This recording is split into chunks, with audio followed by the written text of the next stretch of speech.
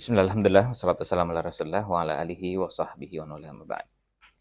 Kita lanjutkan kembali bahasan kita dari kaidah yang keempat, yaitu balil insanu ala nafsihi basirah walau alqa ma'adhirah. Dimulai dari pengantar tentang kaidah ini berkaitan dengan kaidah yang erat hubungannya dengan jiwa. Terus makna kaidahnya ya, bahwa meskipun orang itu berusaha untuk mencari-cari pembenaran atau bahasa kita alibi atas ucapan dan perbuatannya, tapi sebenarnya dia lebih tahu kebenaran dan kebohongan atau kesohihan dan kebatilan ucapannya. Jadi kalau orang sudah hatinya sangat kotor, sangat rusak itu, dia semakin terampil beralibi, cari-cari pembenaran. Kemudian di halaman 30 bentuk-bentuk terapan kaidah ini. Yang pertama, contoh terapannya di interaksi dengan nas syariat, dengan Quran, dengan hadis. Udah jelas-jelas salah, udah jelas-jelas pemahamannya, bahwa maknanya atau hukumnya haram, dicari-cari cara supaya bisa. Dan sebaliknya juga sudah jelas-jelas wajib, ya, tapi dicari-cari alasan supaya menghindar. Itu namanya bentuk terapan dari kaidah balil insanu ala nafsihi basirah walau alqa ma'adhirah. Yang kedua, di halaman 31, bentuk terapannya dalam ta'amul ma'an nafs, berinteraksi dengan jiwa. Maksudnya, kalau orang sudah dipenuhi keburukan dalam jiwanya, dia bisa terampil mencari-cari pembenaran untuk apa yang dia lakukan. Dia tahu bahwa itu jelas salah, tapi dia lakukan dan dia siapkan alasan-alasan untuk melakukan hal tersebut. Nah, termasuk ya permisif, sudah mengampuni diri sendiri. ya bisa. Ya. Nah, kemudian terakhir di halaman 32, wa min dalalati hadhil qaidatis syarifah. Jadi bedakan antara tatbiqat dengan dalalat ya. Kalau tatbiqat itu terapannya. Kalau dalalat itu artinya makna yang terkandung, lalu petunjuk-petunjuk apa yang kita bisa tangkap dari situ, yang kalau dalam bahasa sulfik ada namanya mafhum. Ada mantuk dan ada mafhum. Jadi yang dipahami dari situ apa? Berarti, nah ini coba kita lihat di sini. Ini yang terakhir kita bahas, itu ayas almar'u ila taftishi min an uyubihi. Nah itu bentuk terapannya. Seperti tadi di sebelumnya, tetapi dia ayatnya nggak menunjukkan ke situ. Ayatnya kan nggak menunjukkan bahwa kita ini disarankan untuk cari-cari. Tapi dari balil insanu ala nafsihi basirah walau alqama adhirah, itu menunjukkan pada kita, artinya mafhumnya. Berarti kita ini harus yas'a. Yas'a itu kan berusaha keras, bekerja keras. Berupaya untuk apa? Taftish an uyubihi. Taftish itu kan seperti kalau petugas yang mengawasi. Ya, jadi betul-betul ngecek, mengamati, meneliti, memata-matai. Itu masuk dalam makna taftish. An uyubihi tentang aibnya. Jadi artinya bayangkan kita memata-matai diri kita sendiri. Ya, mencurigai diri sendiri. Jadi artinya untuk memastikan bahwa aib itu memang ada. Dan kalau orang sampai melakukan itu, dia akan temukan bahwa eh, ini apa? Nanti di baris kedua itu akan kita lihat. Kemudian wayas afit takhallusi minha qadrat taqah. Jadi setelah meneliti, menelaah, mengkaji, sampai memata-mati tentang dirinya sendiri, kemudian bagaimana caranya takhallus, bekerja keras untuk menghilangkan itu. Nah, ini artinya apa? Kalau orang paham dengan ayat tadi, dia akan sibuk dengan dirinya sendiri. Pertama dia harus mengecek, melihat keburukan dirinya sendiri. Yang kedua kerja keras untuk menghilangkan itu. Dan menghilangkan itu kan pekerjaannya lama. Takholus itu lama. Sekarang misalnya gini, kalau kita bicara tentang penyakit hati yang namanya ujub. Itu kan kalau kita menyelesaikannya bisa bertahun-tahun, bukan berbulan-bulan. Dan kalau kita sudah tahu penyakit ujub itu, mungkin bisa jadi kita dalam waktu pada saat memulai bisa sangat sangat berubah perilaku kita. Berubah perilakunya dengan orang karena kita sedang kerja keras mengatasi. Kan semua kita punya aib, dan aib itu kalau kita tadi taftish hampir bisa dipastikan semua kita tuh punya aibnya banyak. Dan kalau dibuat daftarnya kalau saya lihat hampir bisa dipastikan kita ini bukan belasan, minimal puluhan. Minimal puluhan aib. Nah, terus gimana caranya melepaskan itu? Menghindari itu. Ingin dipuji, ingin dihormati, ingin dimuliakan. Itu cuma satu bab yang kemudian turunannya banyak. Ujub, takabur, dan turunannya. Terus kemudian belum yang lain nanti ada jujur. Kemudian bagaimana belajar tidak suudzon pada orang, lalu husnudzon. Terus apalagi sekian banyak penyakit-penyakit itu yang kalau kita ambil satu saja terus kita selesaikan, kita akan merasakan menyelesaikannya panjang sekali. Karena apa? Karena kita sudah terbentuk itu dalam waktu lama. Kemudian ada pembenaran-pembenaran. Nah, itu yang jadi masalah. Kita akhirnya merasa bahwa apa yang sudah dilakukan itu ya memang itu wajar dan ada pembenarannya. Lalu kalau perlu carikan ayat, carikan hadis untuk melakukan pembenaran itu. Nah, akhirnya berarti kita nggak selesai juga. Nah, makanya ini bentuk terapan atau petunjuk dari kaidah ini pada bagian ini beratnya luar biasa. Fa inna hadza nau'un min jihadin nafsil mahmud. Ini termasuk jihad melawan nafsu. Jihad yang terpuji. Dan dibahasakan dengan jihad seperti Ibnu Qayyim dalam Zadul Ma'ad juga bahasakan jihad nafs karena beratnya luar biasa. Wa alla yarkana ila ma fihi min uyubin au akhta, dan tidak merasa yarkan itu apa? Condong. Hah? Bukan hanya condong tapi sampai merasa tenang gitu dengan aib itu. Jadi bukan betul awalnya condong, tapi lalu kemudian merasa nyaman, nggak apa-apa. Ini kan bahkan sudah nggak masalah. Ya.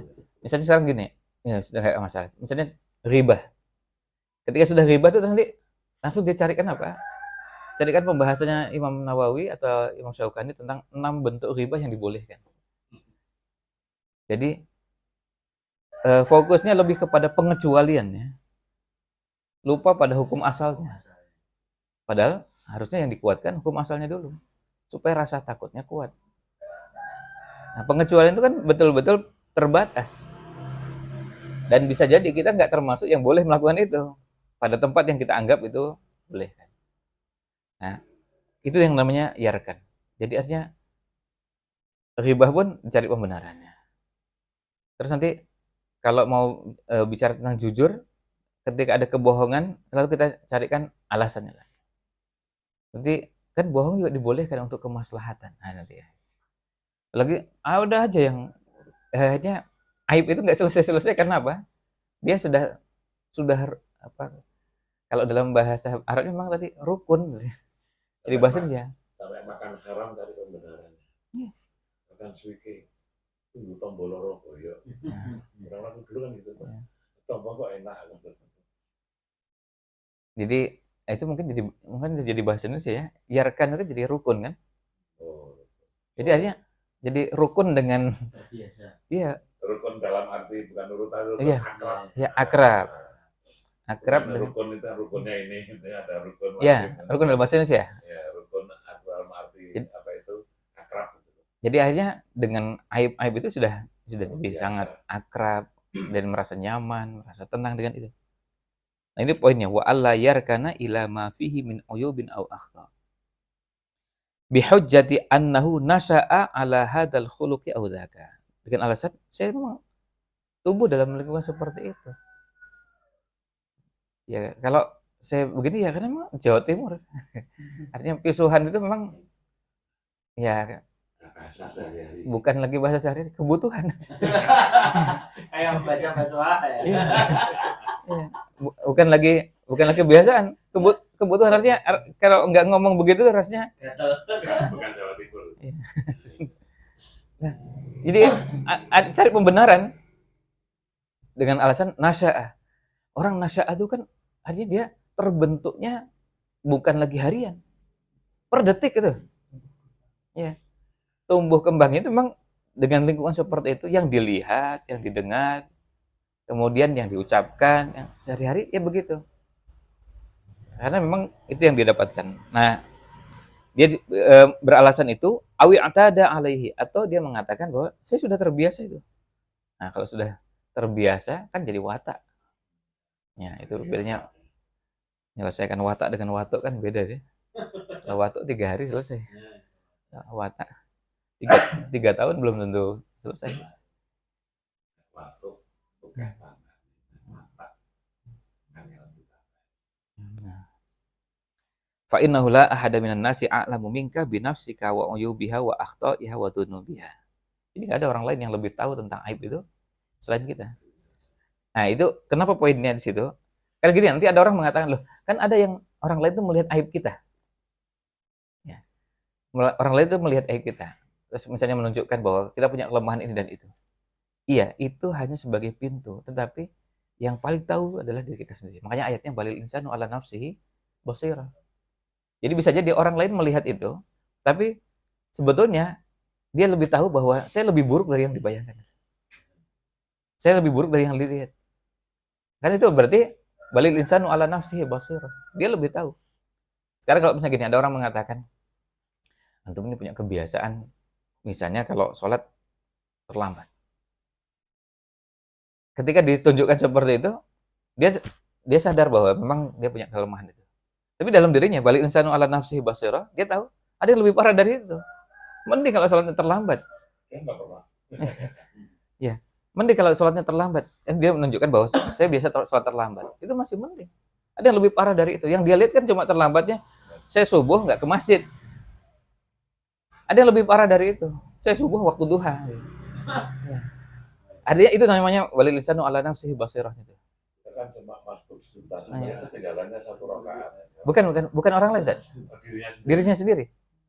Jadi orang lain menunjukkan aibnya itu, dia tahu. Tetapi balil insanu ala nafsihi basirah itu malah justru menunjukkan bahwa dia tahu ada yang lebih buruk dari itu. Yang orang lihat cuma saya masbuk. Ya. Masbuknya 4 rakaat, akhirnya udah gak dapat apa-apa itu. 4 rakaat.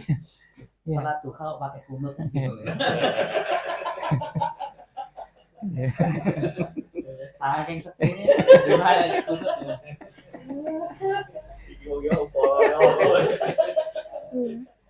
Parah.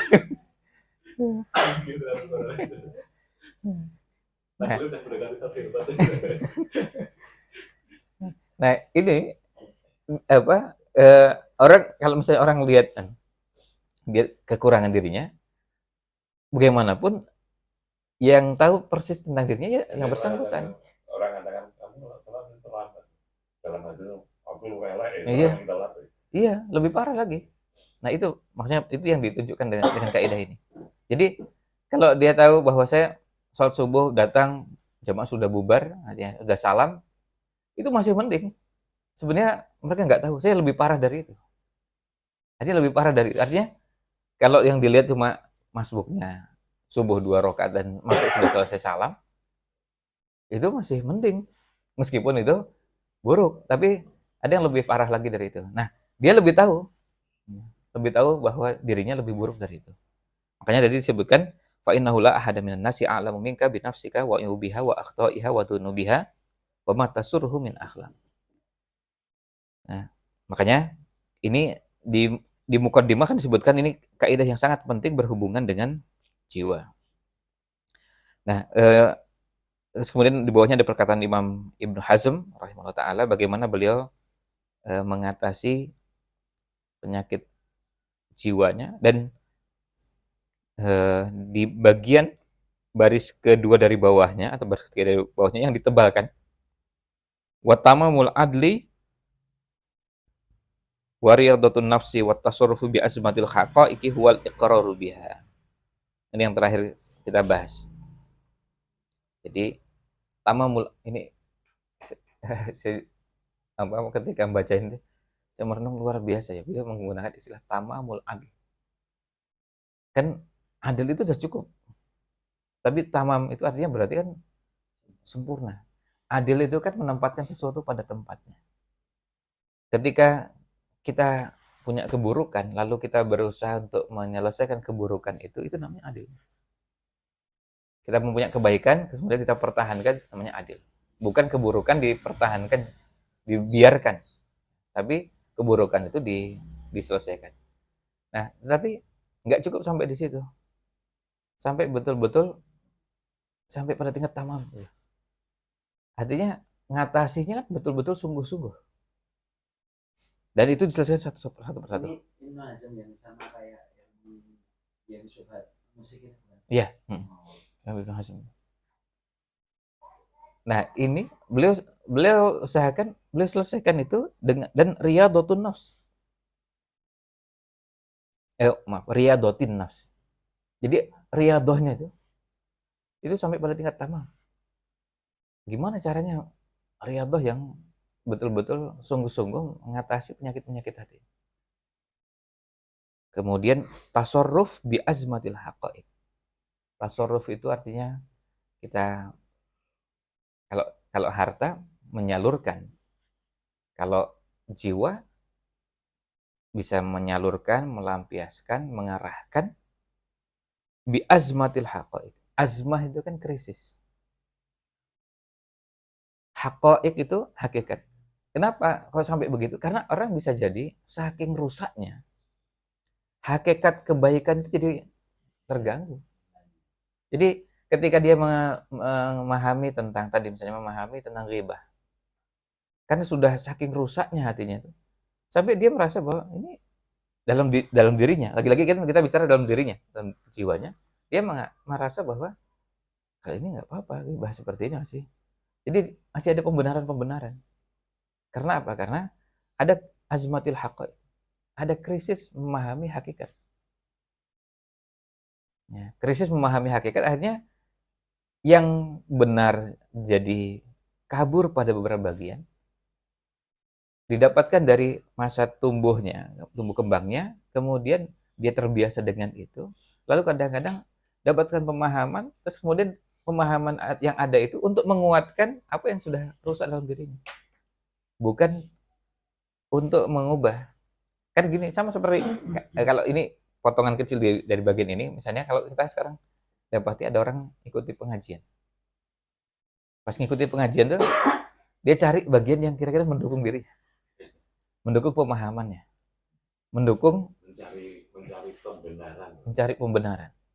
Jadi dia sudah punya penyakit hati tertentu, terus lalu ustadznya cerita, loh kan, nah, pasti nih ya diceritakan ada kisah ulama salaf yang begini untuk mendukung itu. Jadi pada saat nanti membahas itu, dia bisa menunjukkan mau ayat Quran, mau hadis, mau contoh, tapi bagian yang diambil itu bagian yang potongannya untuk mendukung gitu.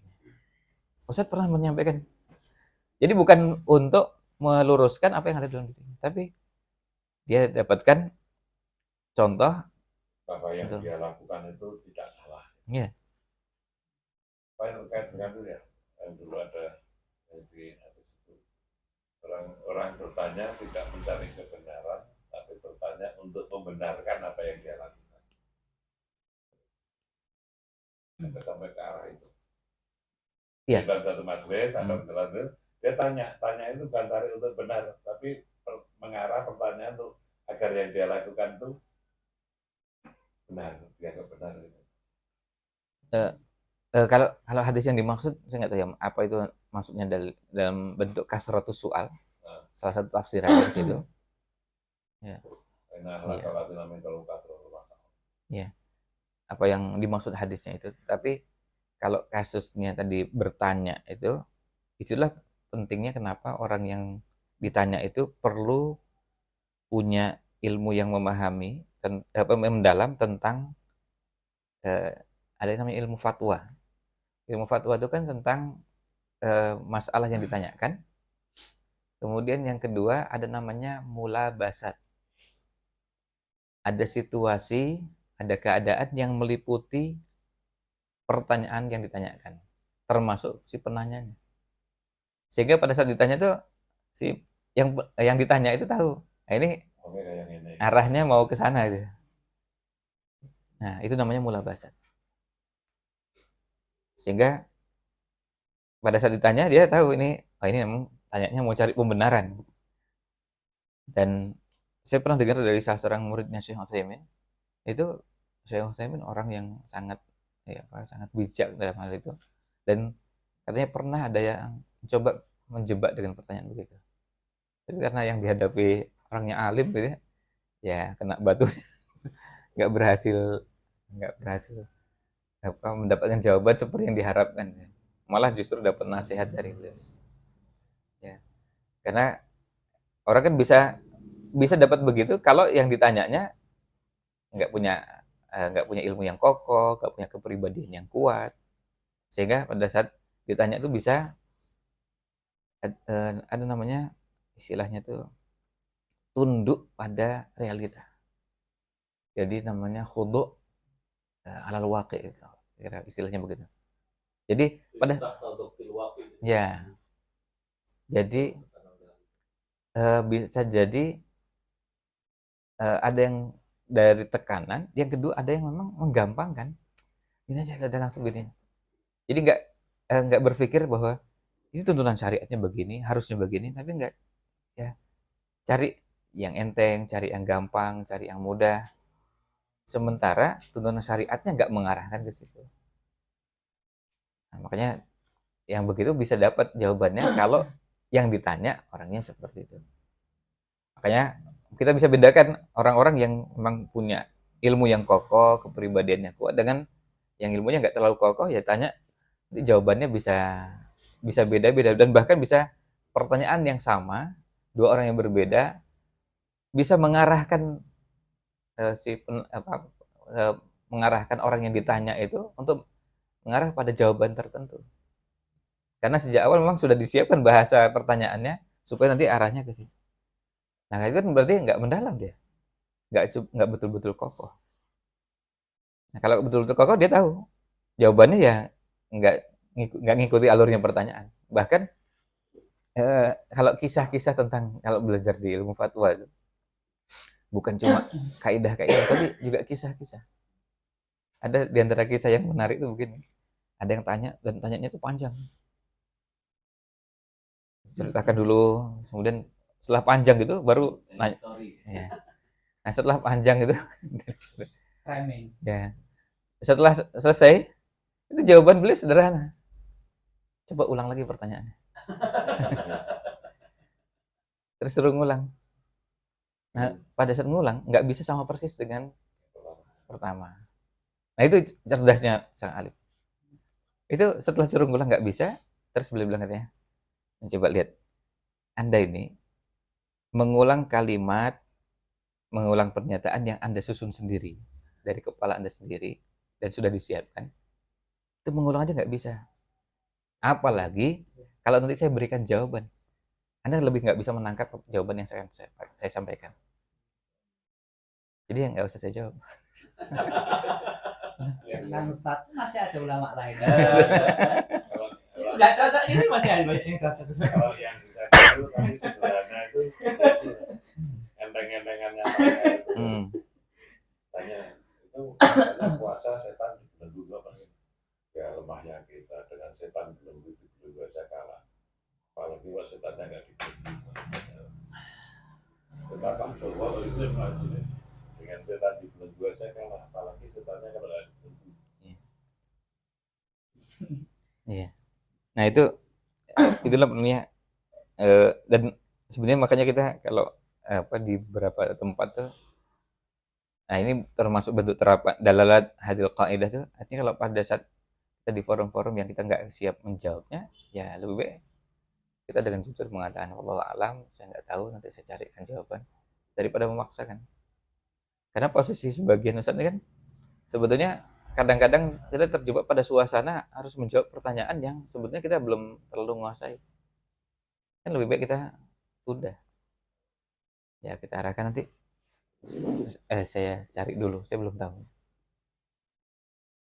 Kadang-kadang saya tergoda merasa bahwa saya pernah dapatkan ulasan seperti ini, tapi kan jujur, ulasan itu nggak mendalam. Jadi kita pernah dengar tapi belum tuntas membahasnya. Ya, saya bilang jawabnya nanti. Supaya kita jadi terbiasa untuk diri kita, yang kedua membiasakan orang lain juga. Jamaah juga jadi terbiasa. Karena kalau jamaah nggak pernah terbiasa begitu dan nggak pernah lihat, kan kapan pembelajaran ke jamaah juga? Artinya jamaah kan harus juga sesekali, bahkan bukan cuma sesekali, harusnya berkali-kali sering melihat itu. Karena akhirnya jadi kita lihat, oh saat ini aja yang ilmunya begitu, jawab nggak tahu. Kan termasuk sekarang ini termasuk barang langka seperti itu. Ya, iyalah Andre wallahu alam, nggak tahu. Nanti saya cari dulu, yang semacamnya lah. Terus diundang ra ngerti. Boleh usah yo. Repot. Menunggu meneh kesuwen. Sama aja kan. Nah, dan itu kan sisi lain yang harus kita kenalkan ke masyarakat. Ya, sama dulu saya pertama kali ya dari sini terus dari Mualim, terus pas pertama kali ke Madinah dengar mas saya ilmunya segitu, terus jawab wallahu alam tuh. Awalnya tuh gimana sih? Gini aja nggak bisa. Iya. Iya. Karena sudah terlanjur dulu semua jawaban yang bisa terjawab semua. Ya, apa aja antum tanya. Nah, tapi pas ini padahal pertanyaan fikih, dosennya dosen fikih. Masa nggak bisa jawab ya. Ya ternyata memang ya kita aja yang belum belajar gitu. Nah, setelah belajar ya, oh ternyata tambah susah itu. Dan akhirnya hasilnya begitu pulang tuh saya nggak berani khutbah Jumat itu. Padahal itu nggak ditanya kan. Saya setahun itu. Saya jadwal khutbah Jumat cuma sekali kalau nggak salah. Tahun 98 tuh. Tahun 99 juga kalau nggak salah cuma 2 kali. Saking takutnya tuh. Pertama kali di masjid kampus tuh gemetaran tuh. Persiapannya 1 minggu. Jadi karena sudah terbentuk di sana, ngomong tuh nggak bisa sembarangan, nggak bisa ngawur gitu. Ayat yang mau disampaikan tuh dipastikan dulu, dibaca, dicek, dihafal. Kalau ada tafsirnya dipastikan. Artinya pemahaman yang disampaikan tuh dipastikan. Nah, kata dipastikan itu yang kita nggak punya itu. Ketika nyebut hadis, teksnya begitu Pak. Udah ngecek belum? Nah, ini ngecek lagi ke hadis. Kan jadi panjang kan tuh. Itu mau ngisi 1 jam aja kan bisa panjang sekali. Karena ketemu ayat harus ngecek ayatnya, ketemu hadis harus ngecek hadisnya, terus hadisnya ada syarahnya kan, nggak boleh juga hadisnya kan sahih tapi syarahnya dari kita sendiri, syarahnya kita sendiri. Malam itu di Bentaru dapat cerita unik. Si Alvin guru MBS Ahmad Dahlan Gal itu istrinya orang samping Ibnu Qayyim itu. Itu pas pengajian di Gontor Kediri itu kan kalau Gontor kan setiap mau ngajar kan harus punya IKAR, harus punya RPP. Nggak punya kan dimarahi kan ya. Kemudian si Alvin tuh dia tuh nggak ngasih ini, nggak apa namanya, nggak buat IKAR. Ditanya sama Ustadz senior, kenapa? Saya hari itu marah-marah, evaluasi anak-anak. Kemudian meskipun kamu marah-marah buat IKAR. Dulu Pak Zarasa mau marah itu ada IKAR. Ada RPP-nya. Marah aja pakai idan. Marahnya terarah. Kalau ini alokasi waktunya sebenarnya. Iya. Ya, kita lanjutkan ya. Sekarang nih ini ya. Fawaidnya. Berikutnya, wa min mawatini istifadatil mu'mini min hadhil qaidah. Ini tempat atau bentuk-bentuk atau contoh-contoh terapan di mana seorang mukmin bisa mengambil faedah dari kaidah ini. Annal insana madama ya'lamu annahu a'lamu bi nafsihi min ghairihi wajaba alaihi ayatafattana annan nasa qad yamdahunahu fi yaumin minal ayyam. Manusia itu meskipun dia paling tahu tentang dirinya sendiri ketimbang orang lain, dia wajib dengan sangat jeli, dengan sangat cermat, dengan sangat cerdas, dia wajib tahu, dia harus tahu bahwa kadang-kadang orang memuji dirinya pada suatu hari kelak. Bal qad yufrituna fi dzalika, bahkan kadang-kadang berlebihan dalam memuji. Wa fil muqabili qad yasma'u yawman minal ayyam man yada'u min qadrihi aw yahfidhu min sya'nihi binau'in minadh-dhulmi wal baghi. Sebaliknya, kadang-kadang dia mendengar suatu hari kelak ada orang yang merendahkan dirinya. Merendahkan, mengejek, menghina, mendolimi, menyakiti. Faman arafa nafsahu lam yaghtar bimadhihi bima laisa fihi. Orang yang tahu persis tentang dirinya, dia sama sekali tidak merasa hebat, tidak merasa tinggi dengan pujian yang itu tidak ada dalam dirinya. Artinya kalau orang memuji, wah insya Allah kalau kayak ustadznya kan ya qiyamul lailnya insya Allah. Lalu dalam hatinya, saya tahu qiyamul lail saya itu kayak apa ya. Artinya orang memuji, membayangkan kita ini qiyamul lailnya bagusnya luar biasa. Padahal dia tahu nggak seperti itu. Kadang-kadang bangun cuma 5 menit sebelum azan subuh. Iya qiyamul lail, tapi qiyamul lail 5 menit itu apa ya? Ya paling witir kan. Witir pun kalau 5 menit itu baru bangun kan belum wudu itu. Witirnya tinggal 1 rakaat itu. Nah, mau 3 rakaat nggak cukup. Ya. Dalilnya ada. Iya. Kalau kamu khawatir malah 1 rakaat.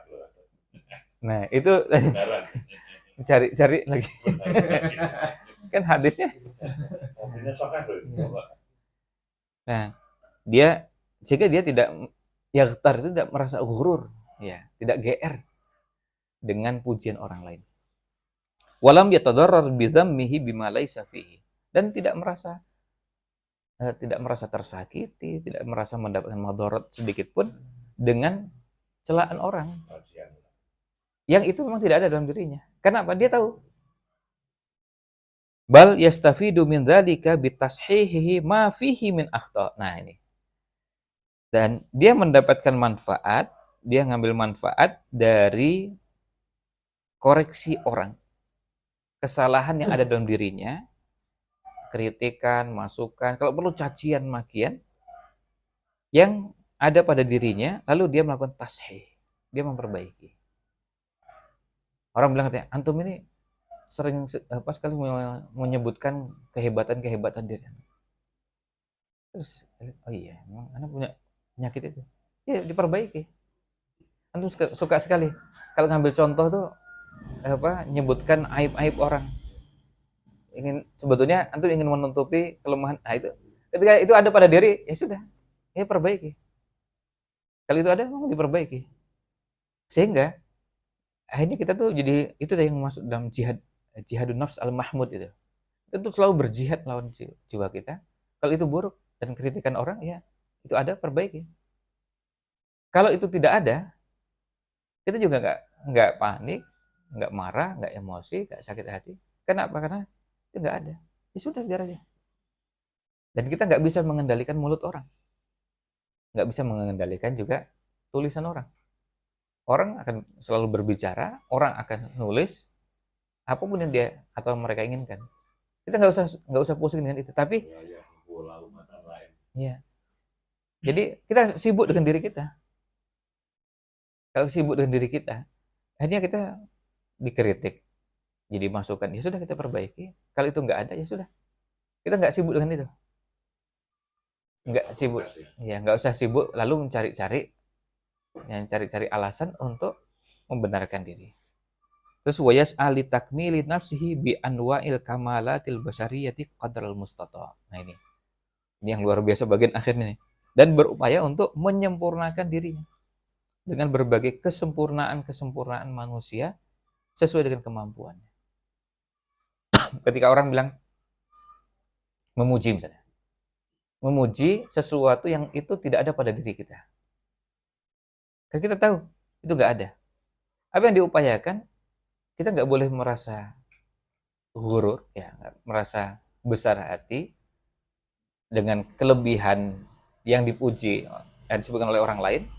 Terus kemudian apa? Dia berusaha gimana cara yang disebutkan itu dimiliki, dia kejar.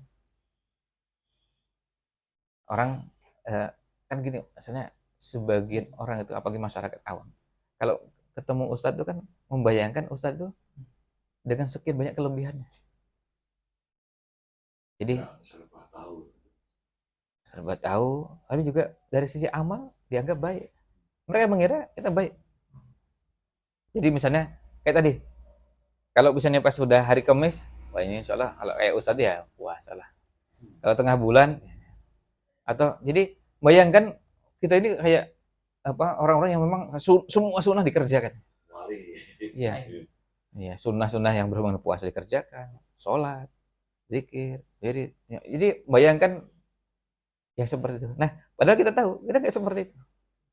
Pada beberapa bagian kita masih jauh. Nah, itu yang dimaksud dengan wayasa litakmili nafsihi. Dia berupaya. Kalaupun itu pujian dan dia tahu belum dimiliki, dia kejar, dia upayakan itu. Dan dia gak sibuk dengan pujian lalu merasa besar, ya apa, besar kepala, besar, enggak. Dia nggak merasa itu. Dan ketika dicela pun dia nggak jatuh dan nggak merasa sakit hati, marah. Dan kalau itu ada, ya sudah diperbaiki. Jadi intinya masuk ke paragraf pertama di awal kaidah. Ini adalah satu kaidah penting yang berhubungan dengan ta'amul ma'an nafs. Kaidah yang berhubungan dengan jiwa. Dan ini kalau udah mau diselesaikan kan aja jadi PR-nya panjang. Karena setelah tadi sudah taftish, sudah ngecek aib-aib kita, terus takhallus, menyelesaikan. Nah, bahasan terakhirnya wa min asyrafi majalati tatbiqi hadhil qaidah. Nah, ini contoh bentuk-bentuk terapan kaidah ini tapi yang berada pada level yang mulia. Karena apa? Contohnya bukan bicara tentang diri kita. Tapi ini contohnya anbiya, para nabi. Anna min akbari samaratil basirati bin nafs. Nah, bahwa buah terbesar dari basirah bin nafs. Ini biar jadi istilah aja. Jadi kalau ketemu bahasa Indonesianya ya nggak apa-apa. Tapi istilah bahasanya basirah bin nafs. Kan ayatnya balil insanu ala nafsihi basirah. Jadi al-basirah bin nafs itu artinya dia tahu bukan cuma yang terlihat tapi yang tidak terlihat. Ayyuwaffaqal insanu ilal i'tirafi bidzambi wal khata'. Diberikan taufik untuk mengakui, menyadari dosa dan kesalahan.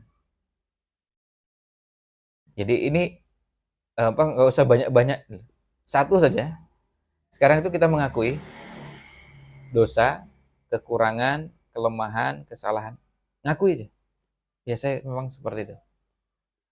Dan kata beliau, wa hadza maqamul anbiya'i was-siddiqin was-sholihin. Ini makamnya para nabi, siddiqin dan sholihin. Fata'ammal fi qawli abawaini hina akala minasyajarah. Perhatikan yang diucapkan oleh bapak kita Adam dan Hawa ketika keduanya makan dari pohon. Qala rabbana zalamna anfusana. Lihat, mengakui dan dengan tulus menyatakan zalamna anfusana wa illam taghfir lana. Lalu setelah itu dilanjutkan, bukan cuma mengakui bahwa sudah melakukan kezaliman, dan itu cuma satu. Kita ini kalau kezaliman kan saking banyaknya nggak terhitung, kan susah ngitungnya. Sekarang Kalau misalnya kalau ngajar di mualimin itu setahun aja berapa kali zalim gitu ya. Entah zalim kepada santri, zalim kepada karyawan, zalim sama guru, zalim itu kan bisa banyak. Kalau kita sebagai siswa juga begitu. Kalau kita sebagai apapun. Nah, bayangkan Adam ini cuma satu, lalu mengakui. Dan itu kan karena saking sedikitnya. Itu sampai satu aja betul-betul diakui, kemudian lalu minta wa illam taghfir lana, dan mengakui juga bahwa kalau seandainya Allah tidak ampuni, wa tarhamna lanakunanna minal khasirin. Kesadaran bahwa seandainya Allah tidak ampuni, rugi, habis gitu. Jadi betul-betul mengharapkan ampunan dan kasih sayang Allah SWT. Dan itu soal ketulusan dari dalam diri. Kemudian berikutnya, wa qauli Nuhin alaihi salam, indama nahahu Allahu ayyas'alahu ma laysa lahu bihi ilm. Nuh alaihi salam ketika diingatkan supaya tidak bertanya sesuatu yang ya, atau meminta sesuatu yang dia tidak punya ilmunya. Qala rabbi inni a'udzubika an as'alaka ma laysa li bihi ilm. Wa illa taghfirli wa tarhamni akum minal khasirin. Ya.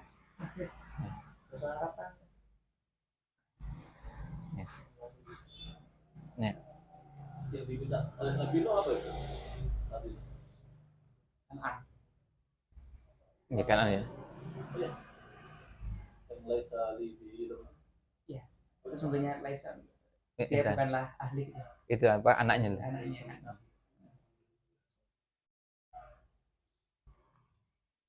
Itu biasa meminta sesuatu dalam posisi itu kesalahannya karena tapi Nabi Nuh berarti diberitahu tentang kesalahannya juga. Tapi kan sebagai fenomena harian kan orang bisa saja meminta sesuatu yang hukum dan syariat boleh, tapi bisa jadi dia tidak tahu lahirnya seperti apa kan.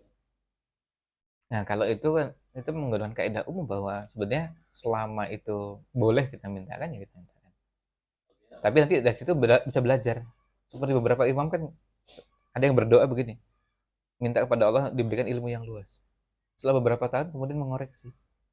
Saya lupa waktu itu berdoanya cuma minta diberikan ilmu yang luas, tapi tidak diteruskan juga dengan amal. Akhirnya kemudian mengoreksi. Lalu berdoa minta pada Allah supaya diberikan ilmu yang luas dan bisa mengamalkan ilmu yang telah dia. Nah itu kan Allah berikan taufik ya, diberikan taufik untuk itu. Artinya kalau ketulusan berdoanya ketika bagian itu dimintakan, karena saya sambil berproses setelah itu nanti mengoreksi itu nggak apa-apa. Kan seperti misalnya sekarang gini, orang minta Allah diberikan minta rezeki yang lapang, yang luas, terus saya sebentar itu kan sebenarnya masih kurang gitu. Harusnya juga diteruskan lagi dengan berikutnya. Setelah itu kalau dapat rezeki yang lapang, yang luas, itu untuk apa itu? Bisa nggak nanti kita menjamin bahwa kalau kita diberikan rezeki yang lapang itu ibadah tetap terjaga? Ya, kita nggak rusak karena harta yang kita miliki. Karena kan salah satu yang membuat hati kita rusak itu kan memikirkan dunia kan. Ya, jadi ketika hartanya semakin banyak kan semakin banyak yang dipikirkan. Nah itu masuk bagian dari doa. Jadi kalau kita karena memang bukan maksum, nggak pernah itu, tapi bisa dapat taufik dari Allah SWT. Nah, ketulusan itu yang sebetulnya bisa membimbing kita. Ini kita minta pada Allah, terus nanti Allah bisa jadi Allah, nah termasuk Allah tidak kabulkan dia. Itu bagian dari muhasabah. Bisa jadi mungkin ada yang salah dalam doanya. Ada yang doanya bagian tertentu benar tetapi masih kurang diperbaiki. Sehingga kesalahan seperti itu ya bisa diperbaiki. Yang kedua juga karena memang namanya ilmu kita terbatas ya, kita proses belajarnya begitu. Berikutnya, wa qauli Musa alaihi salam nadaman ala qatlihil qibti. Perkataannya Musa alaihi salam menyesal karena telah membunuh Qibti. Rabbi inni zalamtu nafsi faghfirli faghfaralah innahu huwal ghafurur rahim. Padahal melakukannya pun tidak sengaja, artinya tidak direncanakan akan membunuh. Dan apalagi kalau situasinya spontan gitu kan bisa jadi orang kalau spontan bisa tidak terkendali, bisa juga Overpower. ya berpower ya. Kalau salah satu riwayat, ada nggak tahu ini riwayat, tapi ada yang menyebutnya itu Israiliyat. Malaikat ya. Bukan, karena Nabi Musa itu punya kekuatan setara dengan 40 orang laki-laki. Jadi kalau nyentil aja kan udah. Malaikatul maut aja rompal ya. Ya. Setara kalau 40 laki-laki kan, nah nyentil gitu kan udah kali 40 kan. Iya. Nah, dorong gitu kan.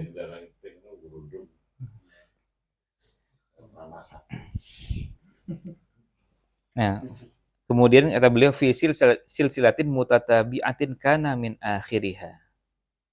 Ini dalam rangkaian yang berkelanjutan. Ya. Terus menerus. Yang terakhirnya ma'as batahul Qur'anu an ulaikal munafiqin alladzina tarafu bidzunubihim. Ya, apa yang Allah telah tetapkan tentang orang-orang munafikin yang mengakui dosa mereka, ya, fasalimu watiba alaihim. Lalu mereka dengan itu menjadi selamat dan diterima taubat mereka. Qala ta'ala wa akharuna tarafu bidzunubihim khalatu amalan shaliha wa akhara sayyi'a. Asallahu ayyatuba alaihim innallaha ghafurur rahim. Nah, fa'ulima anna man lam ya'tarif bidzambihi kana minal munafiqin. Itu wajhul dalahnya. Jadi maka dari situ bisa diketahui bahwa orang yang tidak mengakui dosanya, dia masuk kategori munafiqin. Jadi sebenarnya sama, ini berdosa, sana juga berdosa. Tapi yang satu mengakui, ya saya memang berbuat salah. Ya, tarofu ya, bidzunubihim. Asallallahu ta'ala ayyubassirona bi'uyubina. Saya mohon kepada Allah agar Allah membimbing kita untuk bisa melihat, bisa mengetahui, bisa mengenali aib-aib kita, wa ayyaqiyana syarroha, dan Allah menjaga kita dari keburukan aib-aib tersebut. Allah.